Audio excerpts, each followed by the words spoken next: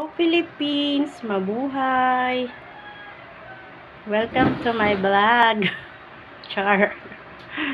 Tara, breakfast po tayo. Ang breakfast po namin ngayon ay turon. Nagluto ako ng pansit canton. Yan, dami. Itlog na pula, salted egg, syempre scrambled egg at yung ham. Dami pang natira. Ako na lang hindi pa kumakain. Syempre, paboritong dilis na tuyo. O what? May nasyaron ako, guys. Ito galing sa Cuesta kasi fiesta nila kahapon.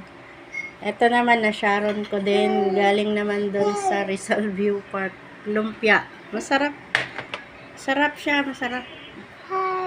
Hi! Hi! Oh, here's Khalil. Good morning,